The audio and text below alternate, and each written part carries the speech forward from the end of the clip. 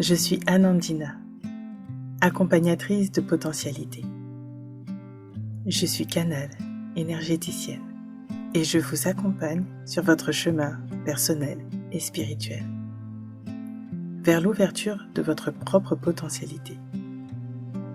Dans ce parcours riche et intense, j'avais à cœur de vous partager des clés sur ce chemin, entre l'invisible et la matière, entre cette intériorité et l'ouverture du champ des possibles. Merci pour votre écoute.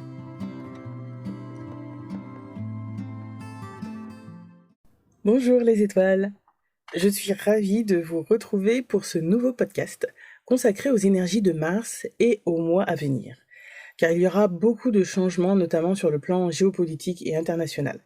Mais pour ceux qui me suivent depuis longtemps, vous savez que ce n'est qu'un aperçu extérieur d'une évolution bien plus profonde, celle des fréquences de la Terre et de nouveaux paradigmes de conscience. C'est là que se trouve la vraie clé. Je donne très peu mon point de vue personnel car chacun d'entre nous a son propre chemin. Ce que je souhaite avant tout, c'est vous transmettre les informations et les messages qui nous sont donnés pour nous accompagner dans cette période de transition énergétique. Cependant, aujourd'hui, je vais vous partager mon point de vue sur ce qui se passe actuellement et qui est en lien avec tout ce que j'ai reçu des guides depuis ces dernières années et de ma compréhension, de mon intégration de ces informations. Il y a beaucoup d'informations, de peur et de questionnements en ce moment dans les médias et autour de nous. J'ai vu aussi certains dossiers circuler sur les réseaux. Personnellement, beaucoup d'informations ou de thèmes, on dira avant-gardistes, m'ont été confirmés dans mes ressentis énergétiques et par des validations tangibles depuis des années. Aujourd'hui, on ne peut pas tout partager sur les réseaux au risque de se faire bannir. Mais sachez que toutes les informations qui sortent actuellement ne sont que le sommet de l'iceberg. Le temps des révélations avance et surtout, n'oubliez pas. Rappelez-vous de ces informations. Pour ceux qui sont éveillés, vous sentez et savez intuitivement, et pour ceux qui découvriront tout cela, ce sera un long moment de processus de compréhension et d'éveil. D'éveil au monde tangible, au monde invisible, et surtout à leur propre conscience, de leur être divin. Alors revenez à vous régulièrement, et ne vous laissez pas emporter par la masse d'informations. C'est aussi le message que j'ai reçu personnellement, car je suis curieuse. Je sens, je vois la toile de fond, mais il y a également ce que nous sommes capables de créer et de co-créer. Et d'ailleurs, on nous le rappelle souvent sur les plans invisibles. Plus nous élevons notre fréquence, plus nous entrons en relation avec des personnes vraies et authentiques. Les échanges nourrissent, font grandir intérieurement. Alors la peur s'allège. Cela ne veut pas dire qu'on se voile la face. Au contraire, on comprend plus profondément ce qui se joue, sans avoir besoin de tout expliquer, ni de faire comprendre aux autres ce que l'on sait. Chacun d'entre nous a sa propre sensibilité. Certains sujets vous touchent plus que d'autres. Et si quelque chose vous appelle, alors créez dans la matière ce qui vous permettra de faire bouger les lignes, d'apporter un peu plus de douceur dans ce monde. Un collectif, une association, un projet artistique, une nouvelle loi. Chacun à sa place et à sa hauteur. Car le plus important dans notre incarnation est d'être conscient et d'agir dans la direction qui nous appelle. Nous sommes tous sur la même planète. Et pourtant, nous vivons dans des états, des dimensions et des réalités distinctes. Nous sommes à des degrés différents de paix, de maturité, d'éveil et de conscience. Alors ne vous laissez pas entraîner dans une direction qui n'est pas la vôtre. C'est votre boussole intérieure, le plan de votre âme, que vous avez à entendre et suivre avec sagesse. Certaines personnes s'éveilleront à elles-mêmes dans cette vie et d'autres non. Ayez foi en votre être créateur. Ayez la conscience et la confiance profonde que tout est déjà là. Soyez simplement vous et faites ce qui vous tient le plus à cœur. Ni dans la colère, ni dans l'ego, simplement dans le cœur. Et maintenant, passons aux informations et à la canalisation que j'ai reçues pour cette période un peu trouble. Prenez ce qui résonne pour vous, laissez ce qui ne vous parle pas. Chacun reçoit ce dont il a besoin au moment où il en a besoin. J'ai reçu différentes informations et il y avait, on pourra dire, 2 plans différents. Il y avait déjà le plan géopolitique, où j'ai vu beaucoup de changements et de revirements de situation. Beaucoup de plateaux qui se retournent, et notamment en Europe, entre autres. Et je parle de l'Europe au niveau du continent, de l'Eurasie, pas seulement au niveau de l'Union européenne, on dira. Je perçois, sur le plan géopolitique, je vois beaucoup de changements et de revirements de situation, notamment quelque chose d'assez rapide au niveau du Moyen-Orient, mais également sur la partie de l'Europe, et particulièrement entre le Moyen-Orient et jusqu'à l'Eurasie. Les plans, les plaques, les plateaux de jeu vont tourner.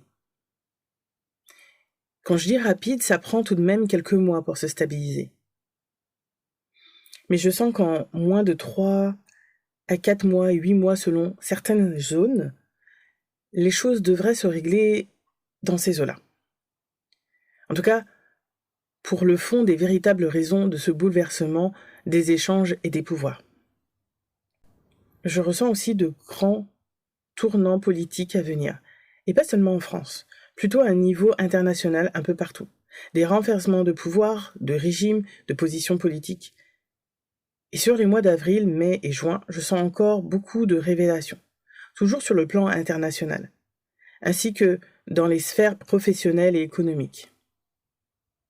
Quelque chose de vraiment mondial qui impactera énormément de monde. Il y aura aussi des vérités qui vont émerger, qui vont continuer d'émerger. Des détournements de pouvoir qui commencent à perdre pied. Ce n'est pas encore la fin. Tout ne se jouera pas cette année. Il y aura aussi différents groupes et sous-groupes, certains qui essayent de faire émerger la vérité, de faire tomber le pouvoir de contrôle et de manipulation, et d'autres qui essayent de profiter de cette décadence pour tirer leur épingle du jeu. Surtout pour continuer à manipuler et à leur manière pour pouvoir en profiter encore. En 2026, ce sera une année de révélations importantes et de mise en cause. Autour de l'été et de l'automne, il y aura des revirements que l'on ne pourra plus nier. Quelques arrestations possibles en fin d'année, mais pas autant qu'on le voudrait, en tout cas notamment en France. Ce sera surtout autour de 2028 que les procès et les mises en cause se feront vraiment un peu plus nombreuses. Mais ce sera encore que le haut de l'iceberg. Ce que je sens profondément, c'est un vrai nettoyage. Ce qu'on pourrait appeler l'état profond, les choses souterraines, les choses cachées. Des révélations autour de pactes, de rituels, de tout ce qui a longtemps opéré dans l'ombre. On peut y croire ou non. En tout cas, c'est simplement ce que je perçois. Ce que l'on me montre, ce qu'on a déjà montré il y a plusieurs années. Le monde va commencer à voir. Et beaucoup seront profondément bouleversés et déstabilisés. Je sens aussi que beaucoup de choses vont se jouer autour des ondes, de la manipulation, de l'information et de l'image, surtout cet été et cet automne. Comme si certains tentaient de colmater les brèches d'un navire qui prend l'eau. On pose des pansements pour que ça tienne encore un peu, mais c'est la fin de ce système-là. C'est la fin du game. Ça se démontrera petit à petit sur 2, 3, 5 ans. On n'a pas le choix. C'est en cours. En tout cas, ne soyez pas dans l'expectative de ce qui va se passer et que cela parvienne en justice assez rapidement. Je sens qu'il y a beaucoup de rouages qui sont à démanteler avant que cela puisse se faire. En tout cas, ce que je ressens, c'est que l'on demande à chaque citoyen du monde d'être conscient et vigilant. Dans l'énergie, il y a un retour de situation, un retour karmique qui se fera. pour ceux qui ont contribué à contrôler, à manipuler, à faire taire les peuples. Mais c'est surtout une question de conscience et de libre arbitre. Et c'est aussi pour cela que les guides nous transmettent le fait d'être conscients, afin d'être plus sages sur nos choix. Tout ce qui a été fait pour empêcher les gens de vivre libres, heureux, de poursuivre la quête de leur âme, on dira, s'arrête. On nous demande de choisir notre camp. Et c'est cela la conscience. Choisir là où on veut aller. Se positionner dans la peur ou dans l'amour et la vérité. Lorsque je ressens la notion de vérité ici, c'est quelque chose de bien plus grand que notre perception individuelle. Vous savez, ces fameuses compréhensions, les vérités qui changent pour chacun. Non, là il s'agit vraiment d'une vérité pure, universelle et indiscutable. C'est ce qui nous transmettent sur les plans supérieurs comme le bien commun. Une direction où nous allons dans l'unisson. C'est l'amour. Une même marche, dans le même sens, dans le même élan de cœur. Ce n'est pas facile. Beaucoup hésitent, doutent, ont peur de faire des choix, parce que choisir, c'est aussi risquer de se mettre à dos un autre camp. Mais il est temps de lâcher. Il est temps de lâcher du lest, de ne plus s'engombrer, du superflu. Sur le plan personnel, on nous demande de nous réveiller d'une sorte de coma léthargique dans lequel beaucoup ont vécu depuis plus d'une vingtaine d'années, trentaine d'années, voire centaine d'années, parce qu'en fait il s'agit d'une longue période où nous avons été plus ou moins endormis, formatés pour entrer dans un mode et dans un moule de soumission, d'acceptation de la domination, de la prédation, celle que l'on pense plus intellectuellement favorisée ou politiquement favorisée, ou des personnes qui détiennent le savoir. On nous demande de retourner à notre conscience, à notre cœur, d'écouter notre intuition, de nous débarrasser de nos faux filtres. Écouter son intuition, c'est apprendre à faire la différence entre le cœur, le mental, les peurs, les doutes, l'ego et les influences extérieures. Réussir à vraiment entendre sa voix intérieure. Et ça demande du temps, de la patience, de la douceur avec soi, de l'authenticité sur nos propres voix et choix intérieurs. Voix VOX. C'est un chemin qui ne se fait pas du jour au lendemain. Et c'est aussi pour ça que certains ont du mal à entamer ce chemin. Parce qu'on perd des illusions. Et qu'on voit un peu plus le monde à nu. Mais on a aussi l'énergie. Puisque nous sommes intrinsèquement protégés. Notre âme est éternelle. Et ici sur Terre, énergétiquement et physiquement, nous pouvons nous protéger. Et dans cette prière collective que je sens sur les plans supérieurs, dans ce soutien qu'ils nous apportent, quand je parle des plans supérieurs, c'est aussi les plans invisibles, c'est le petit peuple, la nature, les archanges, et bientôt traîtres encore venus de terre, de l'intra-terre, ou bien encore au-delà de notre planète Terre. Et pourtant, ils nous soutiennent. Ils nous observent. Et beaucoup demandent à ce que nous nous libérions des pensées obscures, d'être plus fidèles à notre propre lumière, de s'aimer comme la source nous aime.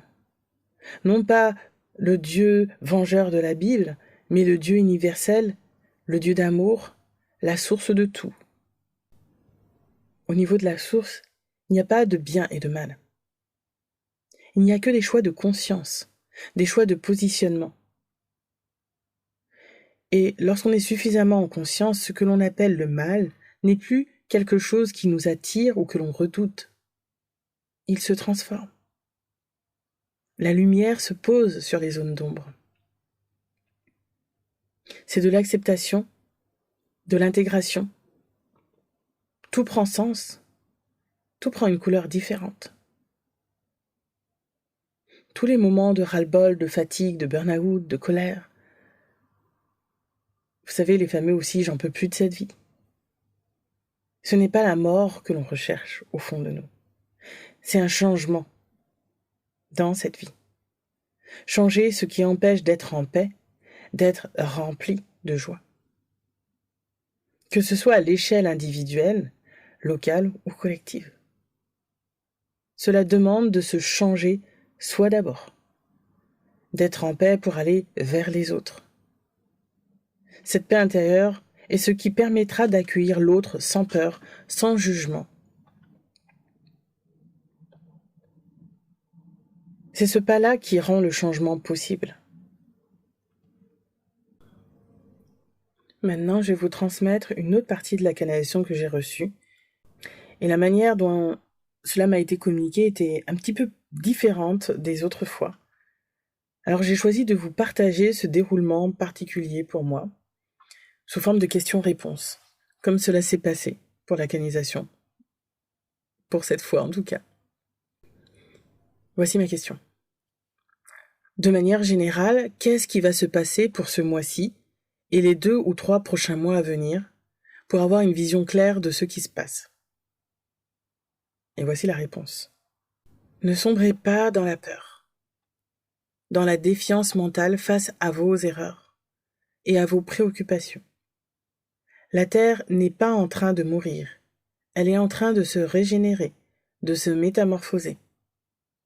Ce que vous avez pris pour acquis depuis des années n'est qu'à l'heure de l'évolution, dans une phase de décadence.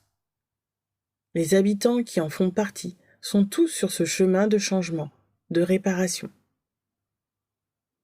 Plus vous resterez dans le passé, plus la transformation sera difficile, pour vos esprits et pour vos corps. La résistance au changement n'est pas nécessaire. Question. En quoi cette pression est-elle nécessaire? Réponse. La lutte ne fait qu'alourdir ce que vous pensez être acquis. Rien n'est acquis. Votre mode de pensée est là. Il s'agit surtout du monde occidental dans sa façon de penser, de fonctionner. Votre mode de pensée n'est qu'un point de vue de domination, de prédation sur les autres peuples. L'humanité a été créée afin de rester dans une transition d'amour, dans une évolution d'amour. Ma question, qu'est-ce que l'évolution d'amour, la transition d'amour? Qu'est-ce que ça veut dire exactement? Réponse. C'est le retour à votre connexion, à votre âme, qui n'est nullement dans la division avec les autres, vos frères et sœurs. Vous êtes les cellules du même corps. Vous faites partie du même corps. Et vous êtes tous membres de ces cellules. Dans ce corps, comme sur Terre. Dans ce corps, comme sur Terre. Vous avez des cellules qui se rebellent contre le reste du corps. C'est ce qui se produit aussi au niveau de certains membres de votre population, qui sous couvert de bienveillance, d'aide et de positionnement dans la meilleure direction, n'ont qu'une vision erronée de ce qu'est le salut. Le salut par la domination ne sera jamais la voie. La direction ne peut être donnée dans la peur. La peur est nécessaire, biologiquement, pour vous mettre en garde. Mais son utilisation dans cette notion de domination est erronée, pour votre cerveau et pour votre instinct de protection. La peur sursature d'adrénaline et de cortisol. L'excès de peur vous fait perdre le contrôle, perdre la connexion à votre cœur, à votre âme, qui elle n'a pas peur. Vous êtes connecté à votre incarnation au point d'oublier la transformation. Ce que vous êtes venu vivre ici est une transformation de la matière vers un autre corps, un autre état. Ce que nous vous disons là n'est pas simplement dans le fait d'accepter la mort. Vous devez passer par la transformation, l'élévation de votre esprit, non au niveau intellectuel, mais au niveau de la connexion de votre âme avec le corps, afin de transcender la matière. Nous n'employons pas un langage métaphorique. Votre corps sera changé, intrinsèquement changé. Cela ne se fera pas en quelques jours ou en quelques mois. Il s'agit d'une évolution de la Terre. Voici une autre question. Qu'est-ce qui se passe au niveau des États, des décisions politiques, pas seulement en France, mais au niveau mondial? Alors là, il repasse au niveau de mécanisation des clairs ressentis. Et voici la réponse. Les États-Unis sont entre deux voies. Je sens à la fois de la violence, du chaos. Ce qui se passe là-bas se passe ailleurs. Surtout en Europe, du Moyen-Orient, de l'Est. Mais surtout entre l'Est et l'Asie. Des révolutions, des prises de position, des révoltes, des rébellions verront le jour sous différentes formes. Ce qui se passe aux États-Unis est le reflet de ce qui se passe ailleurs. Un ras-le-bol, des dysfonctionnements, de la colère, de la haine, des histoires karmiques qui se réveillent, qui se lèvent. Tout cela se déchaîne afin de pouvoir se libérer. Et il y a plusieurs pôles, plusieurs groupes qui s'affrontent. Alors j'ai une autre question. Pourquoi ces tensions s'animent-elles en ce moment de cette manière? Vous êtes en train de vivre la fin d'un monde. Et c'est comme si même à l'intérieur de vous, au sens général, y compris pour ceux qui n'ont pas encore conscience de leur connexion à l'âme, à l'amour universel, quelque chose se réveille. Il y a ces deux camps qui s'opposent, celui de la paix, celui de la guerre. Et cette guerre n'est pas seulement à l'extérieur, elle est aussi à l'intérieur. Il y a une colère, un mécontentement, mais beaucoup ne savent pas où se placer, dans quelle direction la canaliser. Cette frustration cherche une validation dans le monde extérieur. Et c'est ce qui amène cette guerre. C'est cette perte de repères présente depuis longtemps, depuis de nombreuses années, qui s'est transmise à travers les générations. Pour beaucoup, surtout entre 30 et 50 ans, il y a un ras-le-bol général, une tension installée depuis très longtemps. On est en train de terminer quelque chose. Cette année 2026, et cela me parle aussi de 2025, de cette année, de 2027 et jusqu'à 2028, est une grande phase de transformation. Un pas en avant, un pas en arrière, ce n'est pas clair, pas encore conscient. Et c'est ce qui fait que ça prend du temps. Pour ceux qui sont éveillés, ceux qui ont déjà une connaissance du cœur, une connexion à l'invisible, qui savent que ce sont des phases préparatoires à un changement, la situation ne sera pas vécue de la même manière. Mais même parmi eux, il y a différents groupes. Certains seront encore dans la colère en début d'éveil, d'autres seront en paix, parce que leur âme attendait cela depuis longtemps. Je ne parle pas du chaos, je parle de la révélation à soi. C'est cela qui est attendu. Sur les prochaines années, ces révélations seront douloureuses pour une grande partie de la population, qui n'a pas encore conscience de cette dimension intérieure. Beaucoup de choses ont été cachées, détournées. Ce n'est pas évident de s'y retrouver. Mais il y a des aides. Encore une fois, nous sommes soutenus et accompagnés dans cette transition.